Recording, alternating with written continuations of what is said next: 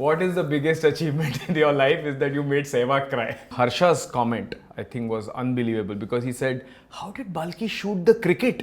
And I said, "Yeah, he shot it 1% of the budget of 1983."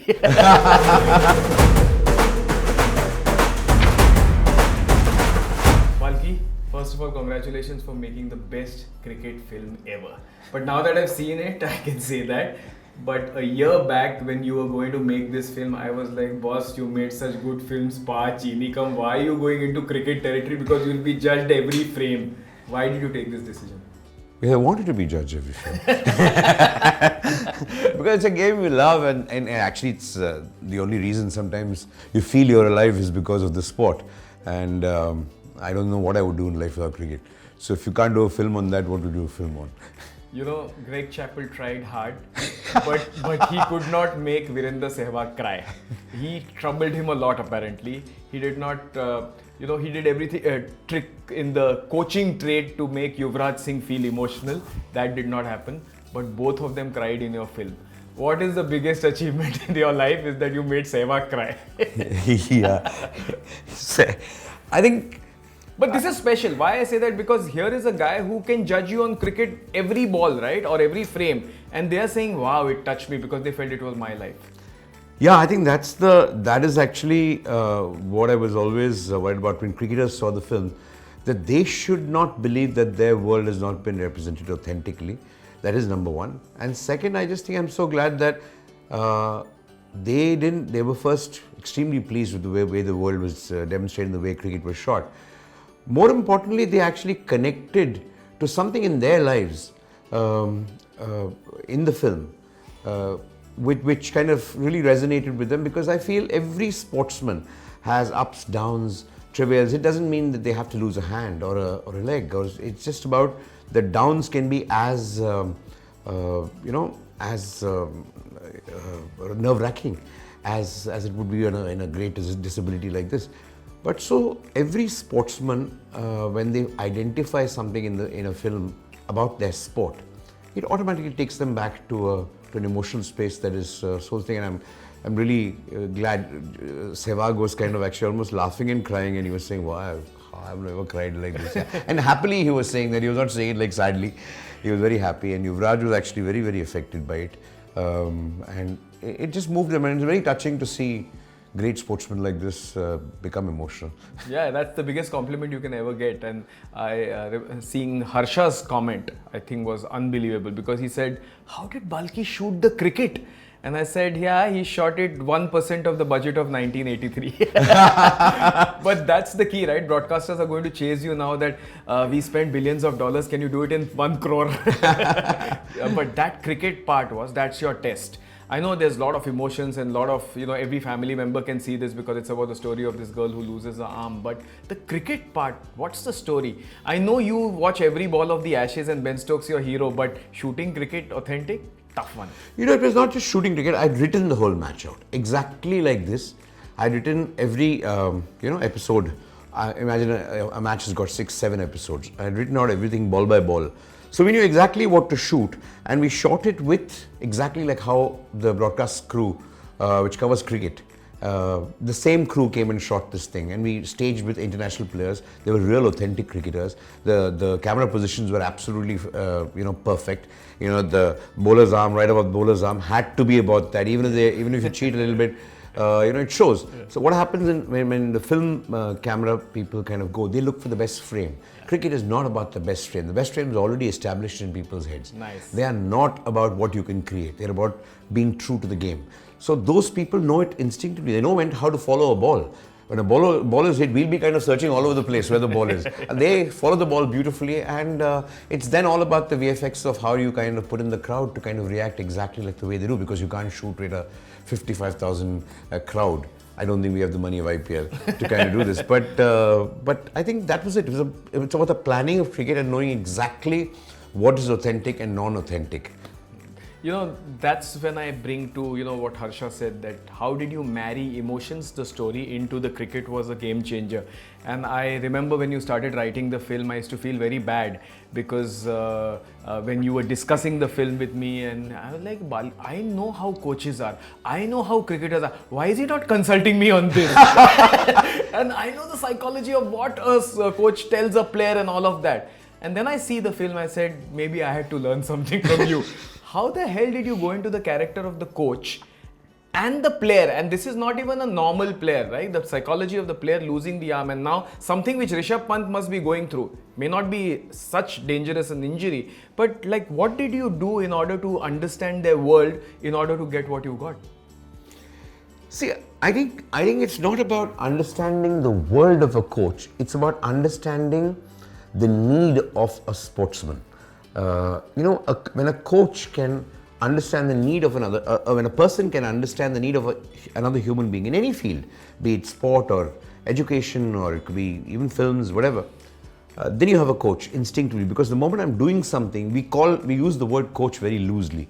You know, I don't have to coach somebody. I have to understand you to help you when you need me, or little things to take you forward, because the player has to do it all. I don't think I could have written any coach's character if the player was not Siami and the player had not kind of, had the ability, number one, as an actor and as actually a character to do this. The coach can only kind of push it innovatively. What happens is when you have one hand, the entire coaching manual changes. It is not the usual. No coach can tell you how to kind of bowl and get into the national team with one hand. So you have to try innovative techniques. You have to try techniques that have never been in the book of cricket.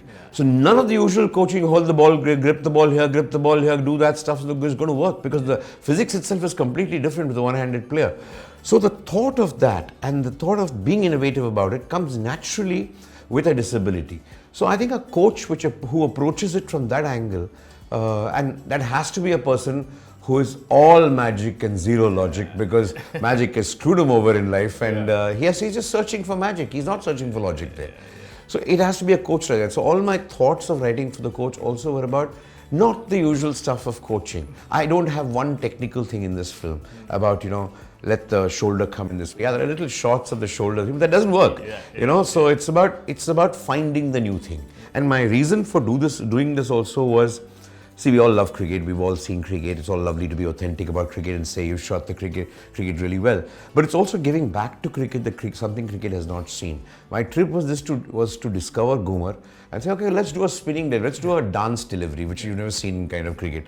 So that to choreograph, and that for Siami to do, almost like a seasoned match, a regular player, to bowl a ball live without cheating. Yeah, and that's that is something that the feedback also said, right? The normal feedback could have been, yeah, nobody can, what is this delivery?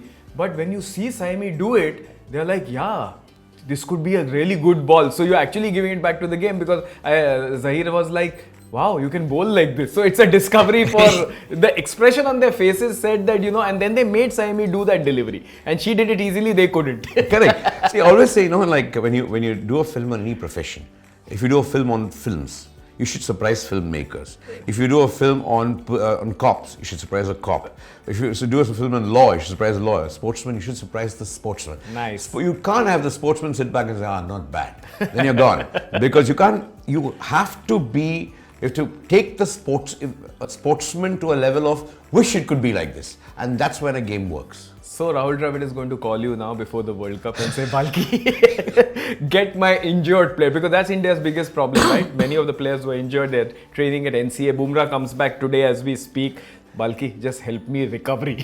I would just tell him, please get them with one leg or half leg, just get them into the Indian team. But there's one aspect that you have to discuss is the family part. And I had somebody who works with athletes said that, especially with para-athletes, people who lose their arm and a leg, but they come back stronger. And she said that, we underestimate their mental power. But she said something very interesting. She said that families don't support them initially when they have a calamity. But when they win, they start supporting them. But in your film, you have the entire ecosystem and the family coming together with no grey character, and they are like, boss, we are in it for her. I thought that part was beautiful. And the second was the equality part, and that's something I want you to explain, that there's a third gender, there is a woman cricketer who many people judge very easily, and there's somebody who's lost her arm. It's a multiple level you've covered these, but it all looks equal, it all looks normal. I think Neroli summed it up. Neroli, who plays the commentator in the film, the Australian commentator, she saw the film and she summed it up quite beautifully, and she said this, and I just want to read out her message. She said, I want to tell you all the reasons I love your film, but from a woman in the sports industry, mostly, I love that it's a film about women's sport that doesn't make a big deal that it's centered around women's sport. It's a film about having a disability, but it doesn't make a big deal about being disabled. It's a film about trans women, but it doesn't make a big deal about being trans. I could go on and on. The point is, as a woman in my industry, all I want is to belong. All I want is to be a part of the joke and not the butt of the joke. You've nailed that. I just want you to know how special that is. I think it's the most precious message that I've got after the film. That is amazing. I mean, it sums up, it answers all questions. And lastly, Balki, you were a marketing guru first. And then you became a filmmaker. But being in this journey with you over the last 3 weeks especially, I'm like, how do you market a film? Because the whole premise that marketers talk about in the movie industry, कुछ controversy होना चाहिए, गरम करना चाहिए picture. मैं food गरम कर सकता हूँ. Picture कैसे गरम करे when it's a nice story about a beautiful relationship between two people in a sport that we all love. How do you create controversy in a film like this? Or are you saying, thank God I left marketing? No, I think it's a fascinating problem for which I have only one answer, which is no answer. I don't have an answer to this because film marketing is a myth. I mean, it's a myth that many people are trying to pass off as, many people are trying to pass off as experts. Nobody's an expert in this. All we have is 3-4 mediums. We get, of course, we do outdoors. We just put the trailer out in theaters and digitally. We pump it up. We kind of pay a lot of people money to kind of pump trailers up. We have influencers kind of doing this, meme, that, all kinds of rubbish, which everybody gives you a reason of why this is tracking, that is tracking, this is tracking. Some songs track. People love songs. Okay, a film becomes famous. But as of yet, besides the controversy here and there, because controversies in this country are very easy to create. So besides that controversy, some religious controversy, some national controversy, some kind of thing controversy, if you just have a classical, feel-good, simple film which you want to watch with the family, it is almost left to, actually the best marketing I would suggest for people is, do nothing. Just put the trailer, wait for nobody to come on day one. And just pray, and if you're not religious, just take many deep breaths and kind of wait for the one person to tell 2 people, the 2 people to tell 4 people, the 4 people to tell 8 people. That's all you can hope for, because you can't have the money and the resources to kind of buy so many influences all across. Everything is an influence here, and everything is for sale in this country. Yes, there are a few good people who want to spread the word, who write genuine stuff and everything, but there's so few, and there's so much noise in this industry. And actually, a lot of the medium that we use is not so much for marketing. People consume the content for its own sake. They don't come to buy a ticket because of that stuff that we put out. So I really don't know, and I'm beginning to feel the same about advertising too. It is, if you're in cricket, you're lucky, people will see your ad. If you're not in cricket, I defy anybody to tell me what's a great marketing science as far as advertising is today. It's so confusing. And many people are making a lot of money in this confusion. Because as long as people are confused, you can become rich. I can just say, Balki, in the end, that your objective of giving it back to the game has happened. I don't think in the last 50 years, any organization or any individual has given. People have discovered, cricketers have discovered, Kedar Jadhav started bowling like this, Malinga got a delivery which was different, the googly happened, the wrong gun happened. But for somebody who's yes, you played cricket in your college, and to give it back to the game from the cricket industry, I can just say, see, this is good omen. I can just only say that you've given a new delivery, and I think in the next 6 months, you'll have a bowler bowling this. Mind blowing. Thank you so much, Balki. Pleasure. Thank you. Thank you.